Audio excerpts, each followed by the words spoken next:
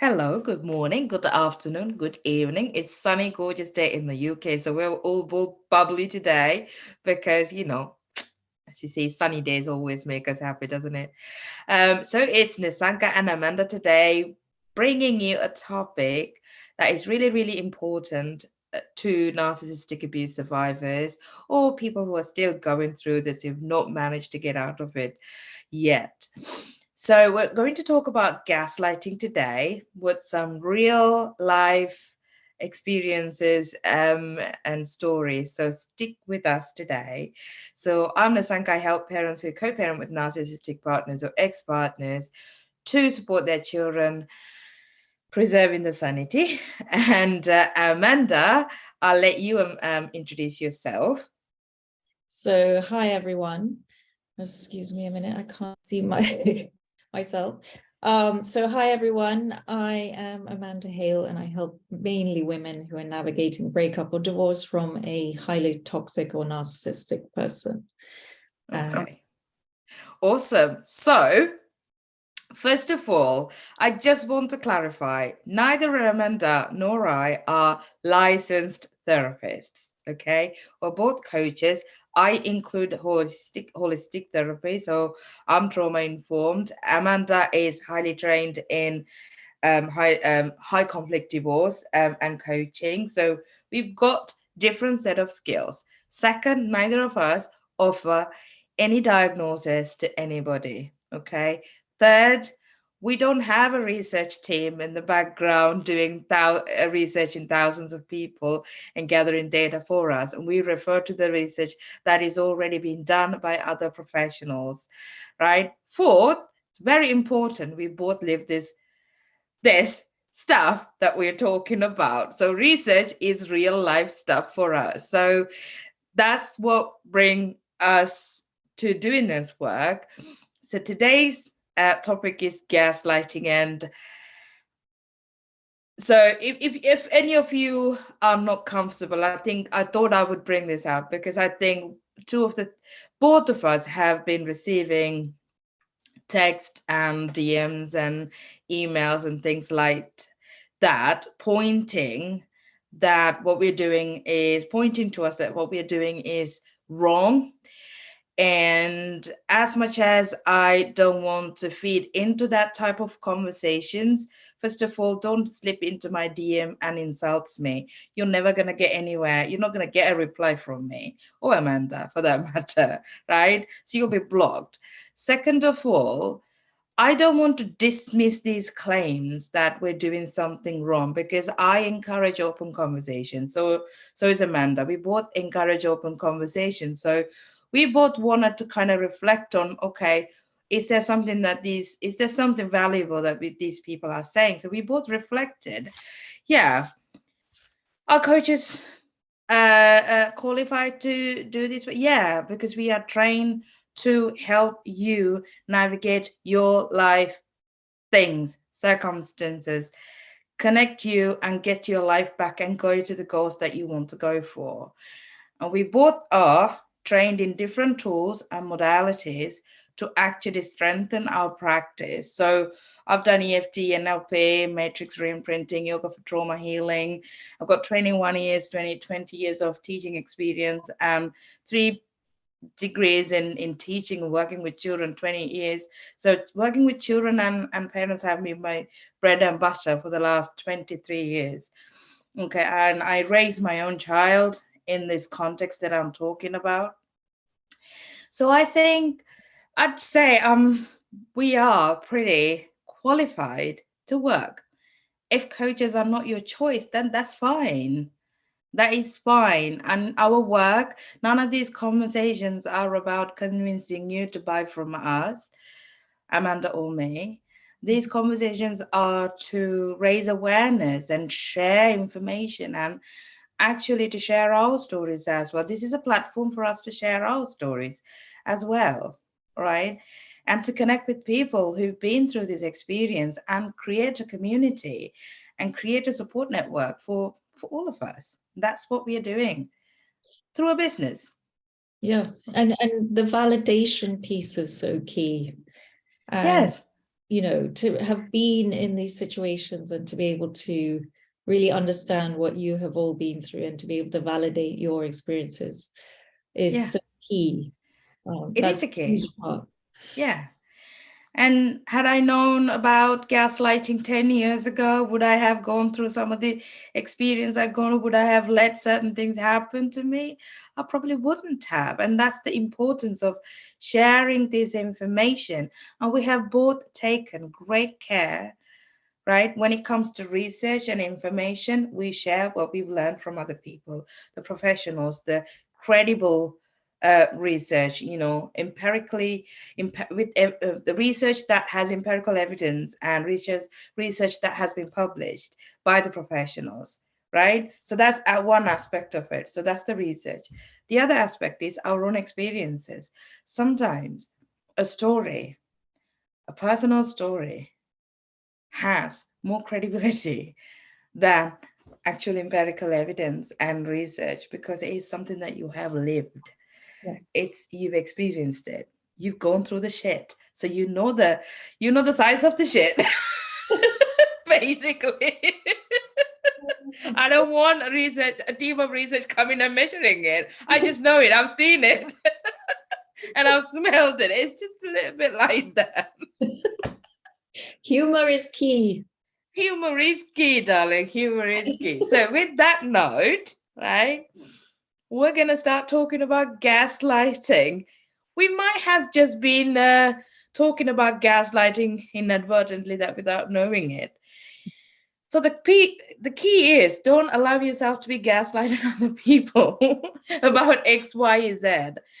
Choice is always yours. The decision is always yours. So your reality is always yours. And we live in a very highly academically conditioned world, okay, which ignores ancient wisdom, ancient knowledge, practices and rituals and community building practices, okay? We live in that kind of world and we will be continually gaslighted. There's medical gaslighting, there's social gaslighting, there's religious gaslighting, there's political gaslighting. There's always a personal, personal or social or political, some sort of a vendetta behind some of these things. So the decision always is yours and make it an informed choice. Who you want to work with, whether it's a therapist or a coach, that's your choice. All right. So, Amanda, what is gaslighting? So to begin with, I mean, there are so many people talking about this, but I think to kind of narrow it down, it's twofold really. It's one, it's someone who's telling a lie, but then there's a manipulation with it. And essentially it's with the intent to make the person question themselves, question their reality.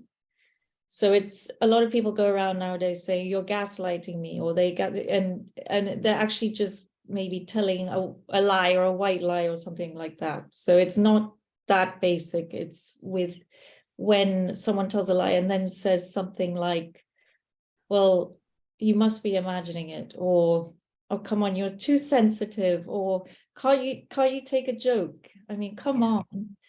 And so then you start questioning yourself. Okay, maybe I was a little bit sensitive, or okay, maybe it was a joke and I'll give them another chance. And anyways, and then obviously as it goes on and on, it really can be super damaging because you really do start to question your own sanity. And I mean, I have various examples, real examples. But first of all, if you want to No, give. go on, go Okay. on.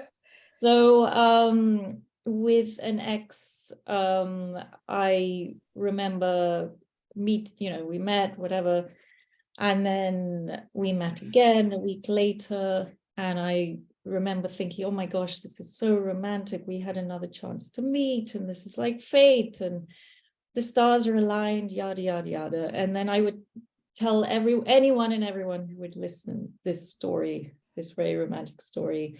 And, the relationship went on for quite a long time. And then when we were many years into this relationship, I remember the person telling me, as I was telling the story again, and by the way, he would always agree and, you know, play into the story, and you know, he totally was enraptured by this story as well. So at a certain point he said, well, actually, I don't remember ever meeting you at that, you know, at that first event. So yeah, I don't know what you're talking about. So, and this is after years. I was like, oh my goodness. And there was a lot of other stuff going on as well, a lot of manipulation, etc. So I literally, because I didn't know about gaslighting at the time, and I was like, really? Is it true? Maybe I don't remember him agreeing to this story in the beginning, or maybe he didn't he doesn't remember meeting me or whatever, but it just ruined the whole story for me. And on top of that, and it made me question, you know, the whole relationship in a sense, but worst of all, it made me question myself and my reality. And it was only after, you know, several years later, when I did so much psychoeducation and all that, I realized, he was clearly gaslighting me, and in quite a big way. So yeah, of course. I mean, gaslighting, the term comes from the movie 1944 Hollywood movie Gaslight, where this man, was it the turning the gas on and off, and make this woman feel like she's going crazy, and then telling her, no, it's not on, or it's not off, something like. I've actually not watched the movie myself, and I'm not a big black and white movie fan or old movie fan, so I haven't watched the movie. It was actually, but these things have. Sorry to interrupt, but it was actually originally a play, and then they made a movie. Out of it. That's right. So gaslighting, in a sense, is a series that happens over a psychological manipulation that happens over a period of time, and to diminish the other person's sense of reality, and really undermine their confidence, their self-esteem, and basically dismantle their clarity, you know, sense of clarity, sense of identity. And it's a calculated action. So it's a choice, it's calculated, it's meticulously planned as well. These are not random things, it's meticulously planned. And, you know, I mean, I can definitely think of several incidents that took place in my life, which I know were actually planned, you know, planned and executed. And what happens over time is you start questioning yourself, you start living in self-doubt and doubting your own decisions, and decision making becomes extremely hard. So you go over something over and over and over and over and over again, because you just simply cannot make a decision, and that makes you feel like you're going crazy. And that is easier, then it makes it easier for the other person to then control you. So the gaslighters, by the way, gaslighting is a big, frequently used tool by the narcissist. But all the people who gaslight aren't actually narcissists. We gaslight frequently in our life, and we meet gaslighters frequently in our lives as well. It's kind of become a very widely known cultural cultural practice, social practice, because we don't grow up knowing our authentic selves, and it becomes easier for people to gaslight us. And that's why, you know, positive parenting with secure attachment becomes so crucially important. Allowing children to grow up with their authentic self and authentic voice is so important, because then children can actually stand up to that. Okay, but what do we do usually when children actually talk back? You don't say no to an adult, you don't talk back to an adult, you don't, you know, we actually silence this voice, and it's actually quite dangerous. So going back to gaslighting, gaslighters gaslight us because they want to appear right, and then they want to appear reasonable, right? And they want to feel, of course, superior. Um, and then sometimes they gaslight because they want to play the victim. Look at me, what's happened to me?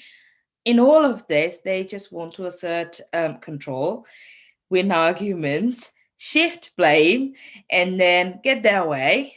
and then avoid accountability and get away with abuse. Because gaslighting in that sense is abuse. So it's whether it's happened from a narcissist to another person, whether it happens from a normal sort of not a non-narcissistic person to another person. Gaslighting in essence is an abuse. And then particularly if you're gaslighting your children, and that is so dangerous because it completely crumbles, right? Crumbles their sense of identity, their self-esteem, their developmental needs are not then met. And what in a sense happens when you're being gaslighted is there's something called cognitive dissonance, because people whose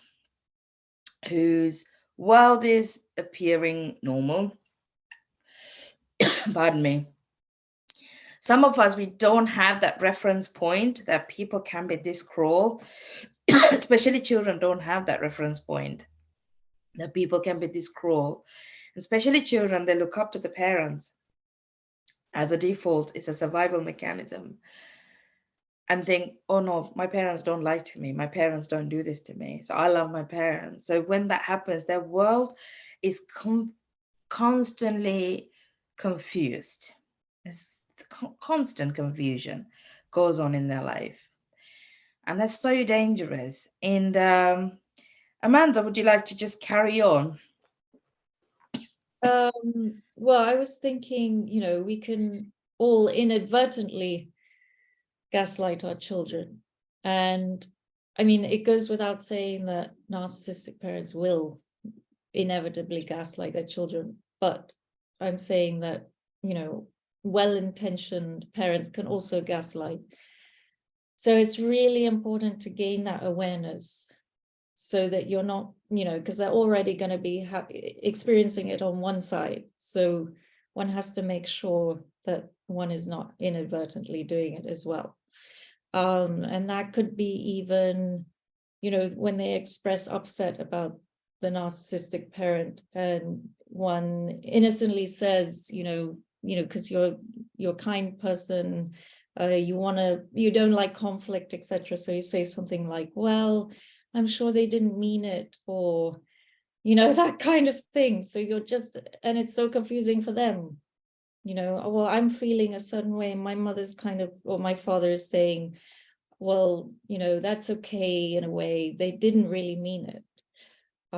So it's important to never bash the other parent, but to kind of say things in a way that you're not, adding fuel to the fire, so to speak. Absolutely. So ungaslighting your children is it's a hard thing to do, but at the same time, I also think if you know how to connect and tune into your children and validate children's feelings, and you're not gonna get into this whirlwind of conversations and truth telling and like exposing the other parent, etc., etc., then you can actually ungaslight your children, actually making sure that they are okay, checking in with them, checking in with their feelings and emotions, and validating them, and actually really talking to them about their right to have their own personal boundaries in place. And when the boundaries have been then crossed, the children actually can recognize the boundaries have been crossed. And then if they actually speak up, and if they have a question about, I really didn't want that, but they made me do it anyway. And then it's about sort of exploring in a conversation without obviously trashing the other person or the parent, exploring this conversation. Okay, so how did that make you feel? It's never about what you can do differently next time, because it's too much of a conversation with children. What can you do differently? But if you can actually validate and tell, actually you were right to say no, because that's something that you didn't want, and it's okay, you have a right to say no. We all have a right to say no. That includes children. And and when you can say, and then there's going to be questions about, okay, then why did that person make me? Why did my mommy and daddy or auntie or grandmother or the school teacher or whoever made me?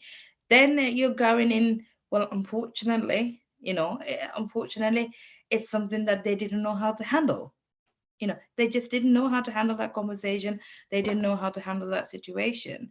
So it's about actually protecting your children Mm. from all these things that's happening. And it feels like a really big task, and overwhelming task to do, but you can, as much as you can, the more frequently you can do it through that connection and compassion and empathy. I think actually the more children then grow up to knowing what their rights are, what their personal boundaries are, and then they then stay really firm in their reality, and that's the only kind of antidote and sort of ungaslighting tip that you have. And there are things that, I mean, let's not go too much deeper into how to ungaslight your children. I still want to bring our conversation back to gaslighting. I think people who've not been through this gaslighting, or who are not aware of that, what's happening is gaslighting, may still feel reluctant to recognize this is gaslighting, because gaslighters often earn trust first, Mm. right? They establish trust first. We idealize them. So when these two things come together, and then suddenly when we're experiencing these moments, like, what the this just happened. In essence, that's exactly how you'll feel. Your thought process, like, what did just happen? What Yeah. did just happen? I don't get it. Yeah. I'm not sure. I'm confused, right? You might even ask this. And then they will just carry on gaslighting you further. It's like, it's because you made me. You made me angry. You made me do it. You never listened to me. This is a kind of very common gaslighting statements. I think the best way to know that you've been gaslighted is your own confusion. The whole body will turn on its alarm system. Ding, ding, ding, ding, ding. You'll feel the anxiety rising. You'll feel the whole body shaking. You'll feel numb for a moment. And you just know in the body that something It's wrong. just is not right.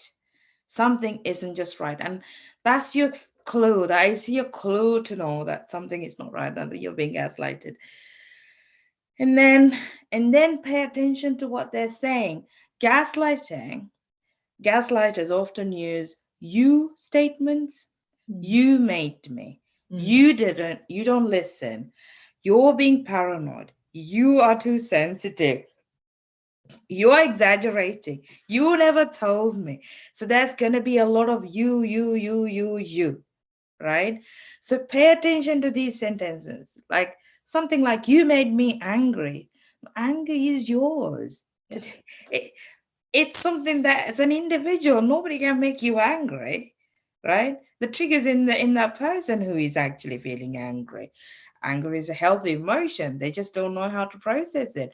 That's not for you to take, Yeah. right? That's not for you to take. So pay attention to these statements like you things. And it's really, really harmful to your mental health, because then you're walking on eggshells. You don't know. Do you want to talk a little bit more about what walking on eggshells like, Amanda? Gosh. It's not a fun ride. No, not at all. Uh, always wondering what's going to happen next. And that lends itself well with someone who tends to be people pleasing. So I better, do everything in my power to please this person and satisfy their needs. Otherwise, X is going to happen or whatever else. But that feeling is you can never really relax. You're hyper vigilant. Yeah. And your nervous system is so activated, or you might go into freeze, but it's a horrible position to be in. Yeah. Yeah.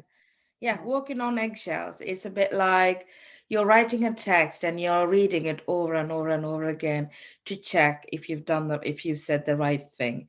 And once you've sent the text, then you're ruminating, you're thinking about it. Have I said the right thing? Have I said? And then you're sending another text right?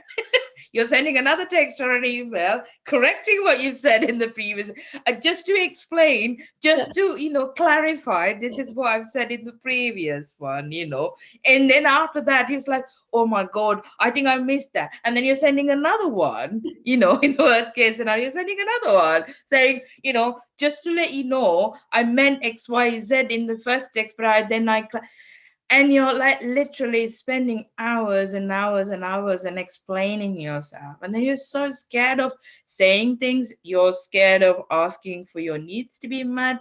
You really suppress your needs because it's almost like they kind of gaslighting makes you believe that you must not have any needs. So any of your needs you learn to suppress as unnecessary, uh too much of a trouble, you're a burden, and so you learn, and then you learn to suppress them, and then you continue to learn, you continue to serve the other person. It's all about what that person, the coffee that person likes, how the tea, how the tea needs to be made, how does that person like the tea or the coffee, oh, I don't like this dish, but that person likes the dish, so I'm going to cook that anyway, so I might just like settle down with this one, I can just or that person likes that movie, so I might actually just like get used to just watching these movies, I really like waking up in the morning and doing meditation, but that person doesn't like me doing that. So I might as well I just give up looking after myself and be with that person. You're constantly serving the other person. That's the whole purpose of gaslighting. Gaslighting, go on. You were going to say I was something? just going to say, and that's their ultimate goal. Yeah, That that's the you're ultimate goal. slave to their needs, Yeah, and they have all the power and control in the yeah. world. I know, I know. And then you don't recognize this as you giving up your power. You don't recognize this as, we don't recognize this as giving up power. We then end up sort of labeling ourselves or giving Heavily. all sorts of stories to ourselves. Oh, I'm working on the marriage, I'm working on the relationship, I'm a good person, I sacrifice, my values are family, I want to give this life to my children. And, it's all right, I sacrifice my career, I've been doing this all this time, somebody else needs to do it. It's somebody else's turn.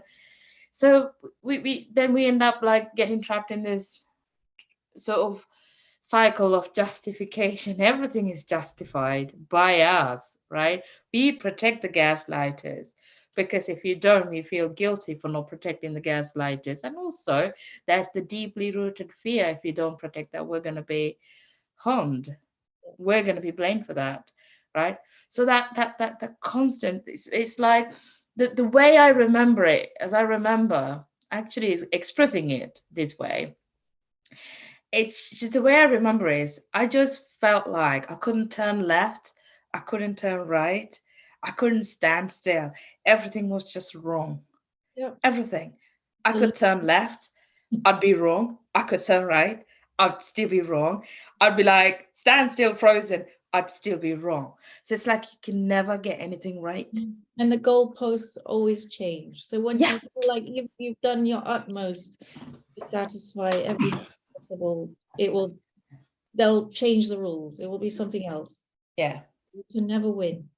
You can never win. You can never win. And that's not the intention anyway. Its intention is to keep you No. as suppressed like a doormat, like a doormat, and they can walk all over you. And that's the whole plan. That's the whole goal anyway. And it gives them pleasure. And that's the other thing. It just No. gives them this sadistic pleasure of actually seeing you this upset, this confused, this sad, this Especially more malignant variety or especially the malignant variety. It just gives some level of sadistic pleasure. I mean, I just, even as I just say this, it's like I still can't believe it. I still can't believe it because Mm. but hey ho, it happens. That's just gaslighting for you. Yeah. So, and we've talked about why people gaslight. We talked about some expressions of gaslighting. We've kind of shared our own experiences and walking on eggshells. And I think it'd be nice to hear some of your experiences as well. So if you're watching this later, this is a recorded video. For watching this later, just drop us a comment. What was your experience like? What was it like to be in that situation, being constantly gaslighted? The thing is, people, even after they've left the relationship, and I'm talking about romantic relationships, parents, siblings, friends, colleagues, workplaces, even years after,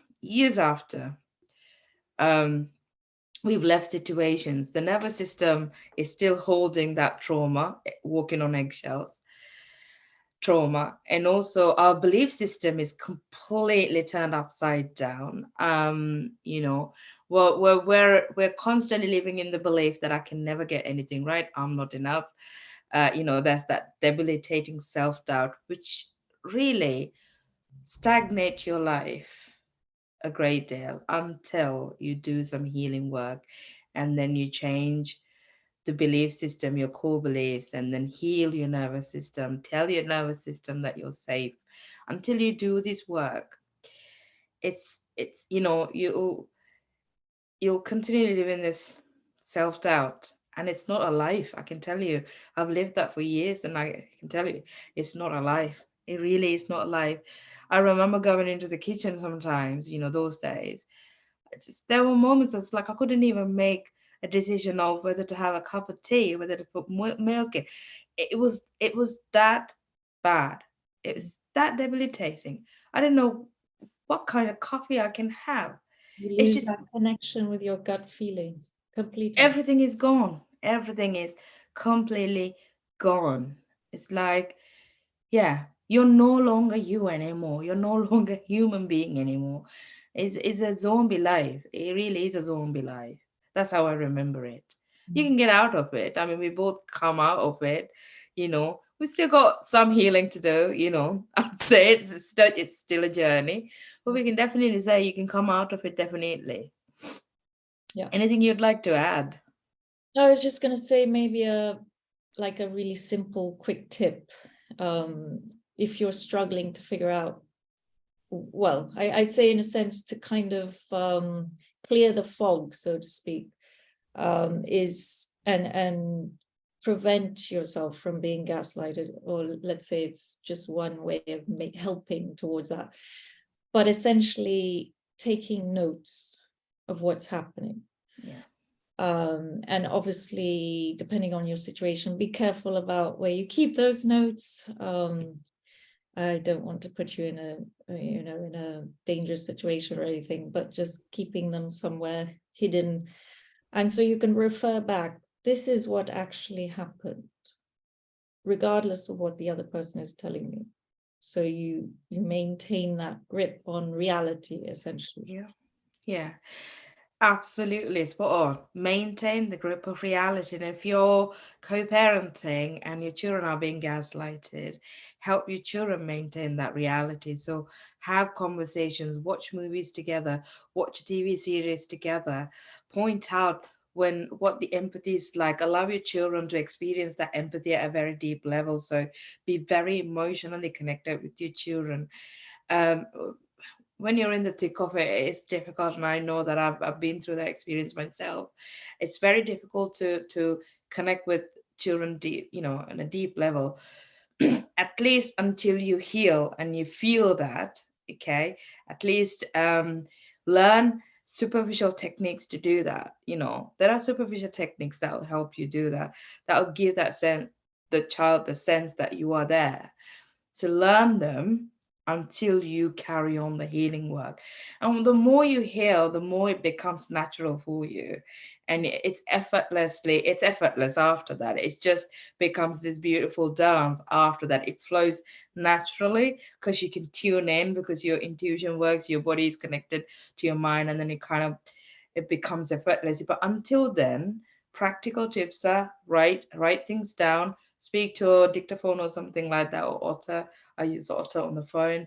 Um, really firmly believe in your reality and your own perception, which can be so difficult, because if you're trying to speak to the narcissist about your perceptions about a situation, you're trying to hold them accountable, you're trying to go against their belief or anything, then they will just, yeah, what do you call, like hunt you down until you give in.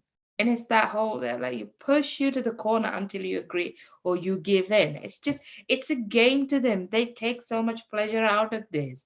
Okay, just don't think by staying in your belief that you're hurting somebody else. Is not. It's a game to them, right? Remember that abuse is a choice and it's a game to them, right? They love it. They And they love are what they do. aware. They are They're aware. aware and they love it. They love it, right? That's why I said at the beginning, it's calculated, it's perfectly executed, right? So they love it as well. I mean, I particularly remember this person who just so seriously gaslighted me. One of the things that they did was, and this is something that kept me in trauma bond for years, was when I'm on my knees because I cannot take this ongoing emotional strain anymore, the trauma anymore. I'd be crying on my knees. I was like, I'd be shaking. I'd be like, I don't think I can do this anymore. And there's all this love and attention. It's like, what can I do for you? And then suddenly idealizing, I'm leaning on onto that person, and the next and the moment I come out of it, I bounce back from it, and then I stand on my ground, and I'm me again, I'm me again, or I'm trying to be me again, because you never have a chance to be you in a relationship like that. Bam, gaslighting starts again. It's such a cycle. It's such a cycle. So pay attention. Have a very supportive network. Um, have a supportive network who, especially with people who don't say things like, "Oh, so and so is such a nice person. It's never happened to me. They've never done that to me." But these are like real time stuff. That I've been through. It's like I would be trying to speak to. I'd be trying to speak to somebody about my experience at work. My boss was a big time grandiose narcissist at the time. Um, Actually, call me crazy while I was on antidepressants, severely depressed. Yeah, was a big time grandiose narcissist. And I was trying to speak to another colleague about this, like this happened, that happened. I was like, oh, they've never treated me that way. I always adore this person. Like, well, okay then, and then you stop talking. So talk to Frustrating. people. Yeah. I know. Talk to people who get it, who are prepared to listen to it as well. Like, you can't get your sanity by speaking to people who don't get it. It it is what it is, unfortunately. And I'm glad people haven't been through narcissistic abuse and gaslighting experience. I doubt there are many people who are out there who haven't experienced it. They might not be aware of it. But I'm glad they're not, or they have never experienced it. And I really wish that people don't experience it, because it is not a nice place to be. I mean, it's hell, right? It really is hell. It Hell is. on earth. Hell on earth. I'm not Catholic or a Christian, so apologies for using the word, but it really is hell on earth. Like, you lose you big time. But as you said, reaching out to people a network, people who understand and get Yeah. you, and can, again, going back to the beginning, that validation piece, Yeah. so crucial. So not only, maybe the note taking, but also reaching out to people who will listen and validate what you're saying, and ideally who have been through it themselves. Yeah, absolutely. I mean, there's some therapy is a great place for you if you want to do that. That being said, I would advise you to bring the topic straight away with the therapist, because then you will know the reaction. You will know whether they know what this narcissistic abuse is. Because I've worked with several clients so far who've been to several other therapists and who never got it, and who then made comments like, "Oh, you're assuming too much. You're catastrophizing too much. I don't think you remember it right. And then the therapist gaslight people as well. So my advice to you, and it's up to you to take it or not, is approach that conversation straight away in the discovery call. I've been through narcissistic abuse, and watch the reaction. And if the reaction is all suspicious, and your gut will tell you this person knows or not, then don't sign up. Just don't Yes. sign up. Yeah, especially if you hear something like, well, there are two sides. Oh my God. Yes, run.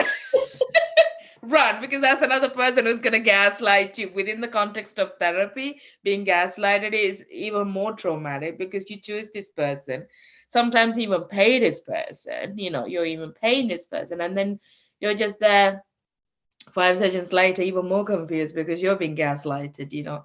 Couples therapy is Oh another my God. place where you're being gaslighted. Not good. It's happening right in front of the people, and it's like still not getting, and you're reactive, you're bawling your eyes. It's like, oh, what's happening? What's happening? And then yeah, you're the problem.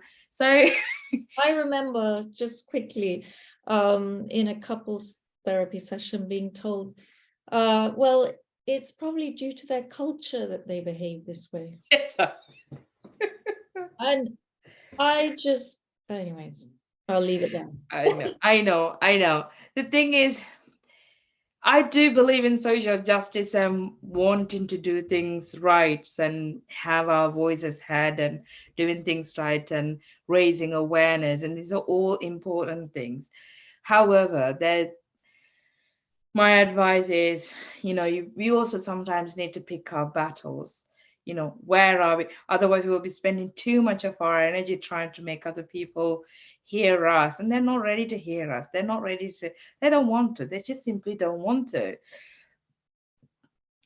So yeah, pick people who knows this, knows the landscape of that. So that's this just gaslighting in really, really brief for you. And there's obviously gaslighting, happening from parents to children. Parents often say things like, I do everything for you after all I have done for you.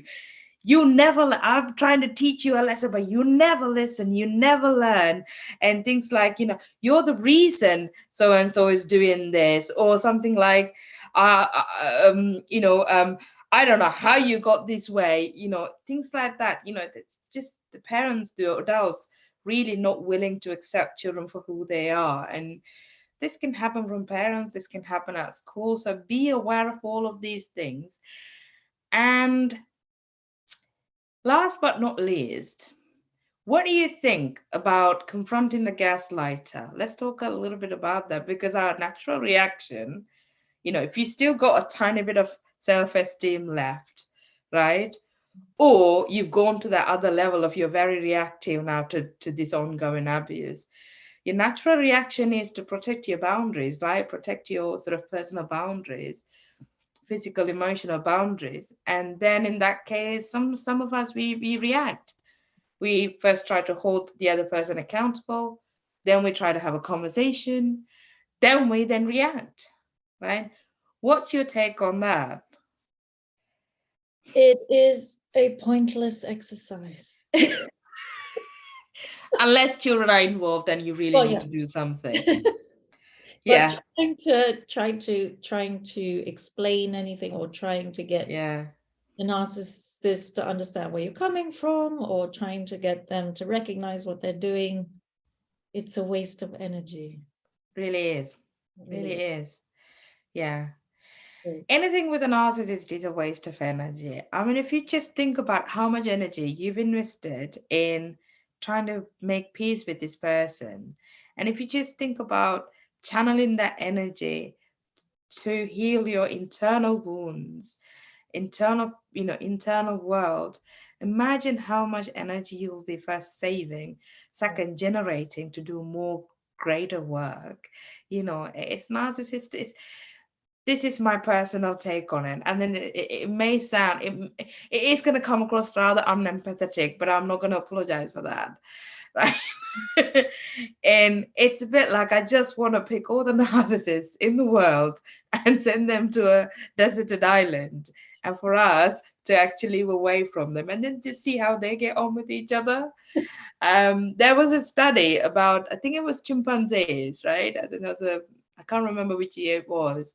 There was a study they've done with chimpanzees, and there was this very alpha male narcissistic chimpanzee who was really terrorizing the entire group, entire clan, right?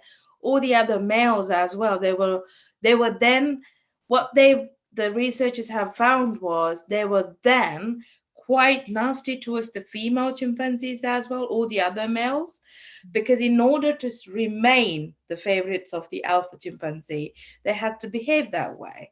So at one point, I can't remember whether the researchers took them out or whether he got kicked out by the clan. So this alpha male, very aggressive chimpanzee, anyway, actually does leave the clan, the group. And what they surprisingly noticed was this group of male chimpanzees actually started being nice to each other and actually being a lot more nurturing towards the females in the clan. So there is that whole thing of, you take the narcissist out of that environment, that the rest of them, the rest of the people can actually get on better. There is a different, better Wouldn't that be world. nice? Yeah. If they're all on a different island. But you also made me think that sometimes, but this is going totally off topic, but sometimes the target of narcissistic abuse can develop narcissistic tendencies themselves because of the mirror neurons Yeah. in order to survive, essentially. So Yeah. anyway. Yeah. We do lose ourselves. We end up gaslighting. We end up gaslighting ourselves first, but then I think what we also do is we end up gaslighting our friends, families, and other people because we've learned the tactics to survive. And also, you are in a relationship influenced by the other people anyway. So your environment plays a really big role in healing from gaslighting, so in the sense that it's really important that you pick healthy people to come into your life and be surrounded by healthy people who don't gaslight you. I must mention my business membership actually, and run by Tad Hargrave, my business mentor. I'd come from this narcissistic, very transactional world, and then I'm in that community. When I'm in that community, it's like slipping into a pair of comfortable shoes. It feels that natural, it feels that amazing and comfortable. You will have that sense when you are in such communities, and it's like having a chat with you. It makes me feel like that I can be myself, and you will be away from gaslighters when you live your life. The green flags are that you will be very comfortable, you will have your needs met, you'll feel comfortable talking about your needs, you'll be yourself, whether you want to be the loudest female in the room or the kindest, nurturing man in the room. You'll actually be yourself. You're allowed to be you. Because you're allowed to be you. Nobody is actually gonna pick on you for being you, right?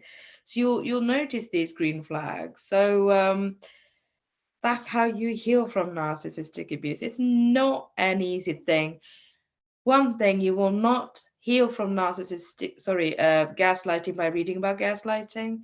There is some inner work that you need to do. So I think we've come to a point where we're rambling on now. So let's end up the conversation. Let's end the conversation. Yes. Otherwise, we could go on for hours. I know this feels like we're just having a cup of tea.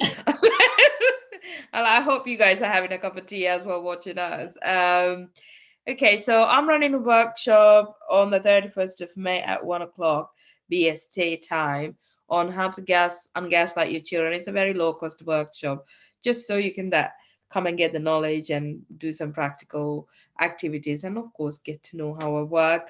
And also on the 10th of May at 7 o'clock BST UK time, I'm inviting you to a community space, have a chat like this with us, talk to us about your gaslighting stories. We'll share our wins. We'll come together as a community and to support each other. But I'll drop all the information in the comment here. And then, as always, you can go to my website, www.coachingwithnisanka.com, to get any information about me and how I work. There's some free resources that you can download.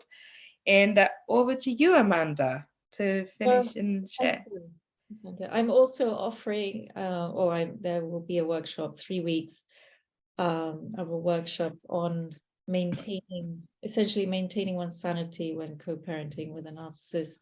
And I will be doing this alongside another lovely lady called Lila Aitken. And she's part of an organization called Split, FYI, in the US. And that starts on May the 16th. And also, if you want to find more information about me, my website is www. Keep saying that, amandahale.co.uk. Right, awesome. Well, thank you very much for joining our cup of tea, which we never had a cup of tea, by the way. I think I'm going to go and have a cup of tea in a minute. Thank you very much for joining us. Any comments, drop us a line and DM us. DM us, obviously not to tell us that we're doing something wrong. And so if you have any questions that you'd like us to address on another session here, just drop a comment. Well, thank you very much, guys. Take care. Bye-bye.